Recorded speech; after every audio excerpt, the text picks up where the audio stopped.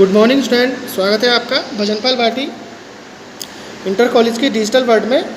हमारा प्रकरण चल रहा था हिंदी काव्य खंड में श्रद्धा मनु, जो कि जयशंकर प्रसाद द्वारा रचित है। ठीक है, आगे चलते हैं। हमने अब तक ये पढ़ लिया था कि प्रकृति के यौवन का श्रृंगार करेंगे न कभी बासी फूल, यहाँ तक हम पढ़ चुके हैं। आगे हम पढ़ेंगे अभी।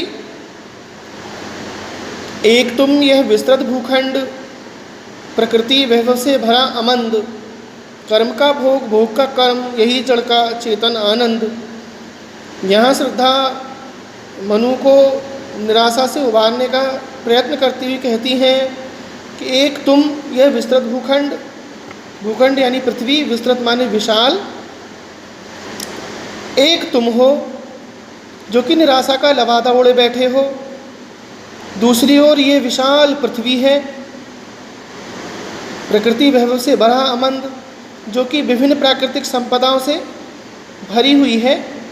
अमंद कहते हैं परिश्रम को। श्रद्धा कहती है मनुष्य एक तुम हो जो कि निराशा का लबादा ओढ़े बैठे हो। दूसरी ओर ये विशाल पृथ्वी है जो कि विभिन्न प्राकृतिक संपदाओं से भरी हुई है। अतः तुम अपने कठिन परिश्रम से इस प्रकृति का उपभोग कर सकते हो, क्योंकि ये संपूर्ण पृथ्वी तुम्हारे उपभोग के लिए ही है। कर्म का भोग भोग का कर्म, यही जड़ का चेतन आनंद। आगे कह रही हैं श्रद्धा कि कर्म का भोग भोग का कर्म, कि जो मनुष्य होता है वो अपने पूर्व जन्मों में किए गए कर्मों को, जो मनुष्य अपने पूर्व जन्मों में कर्मों का संचय करते हैं, उसी के अनुसार उन्हें फल की प्राप्ति होती है।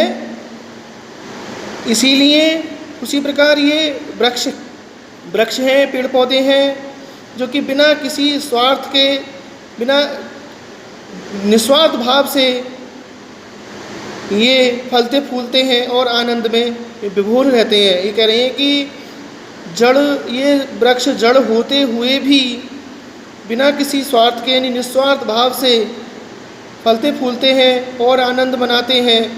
उसी प्रकार तुम भी अपने कठिन परिश्रम से कर्म करके इस पृथ्वी का उपभोग कर सकते हो, क्योंकि इसी को ही कर्म का भोग और भोग का कर्म कहा गया है।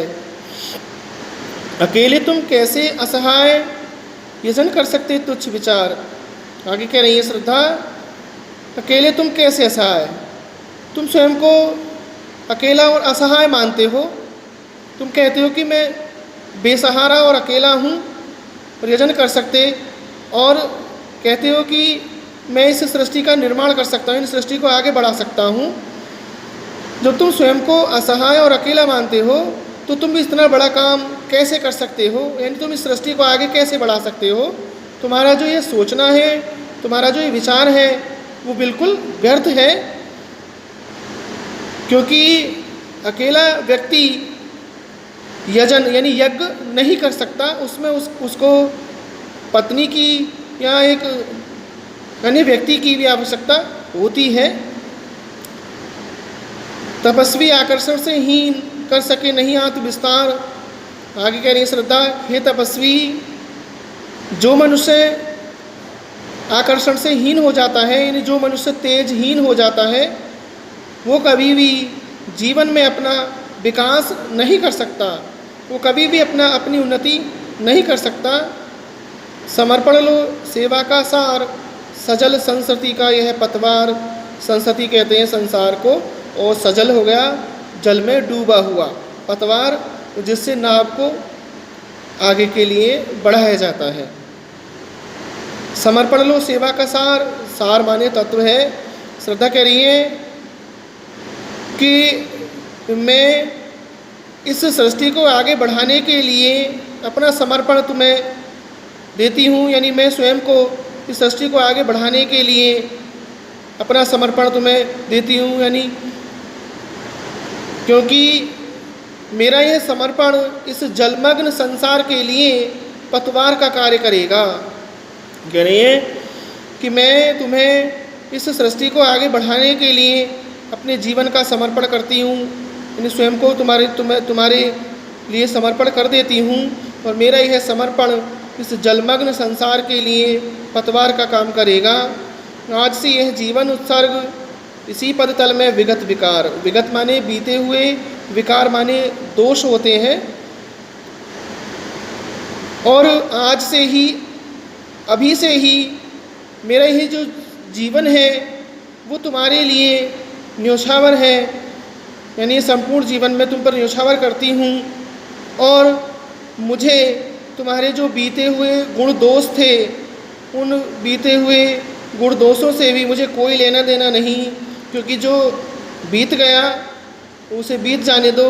इससे मुझे कोई इस बात से मुझे कोई भी मतलब नहीं है, यानी कोई तात्पर्य नहीं है, क्योंकि मैं आज से ही, अभी से ही अपने इस जीवन को तुम पर न्योछावर करती हूँ, और तुम्हारे बीते हुए उन गुण और दोषों को भी मैं भुला देती हूँ, क्योंकि मुझे उनसे भी किसी प्रकार का कोई तात्पर्य नहीं है। इस प्रकार श्रद्धा जो है वो मनु से स्वयं को पत्नी के रूप में स्वीकार करने का आग्रह कर रही हैं, और उन्हें निराशा से उबारने का प्रयत्न कर रही हैं। ठीक है, आपको ये पढ़ना है, समझना है। तब तक के लिए धन्यवाद। नेक्स्ट वीडियो में मैं अगला इसी प्रकरण को आगे से समझाऊंगा।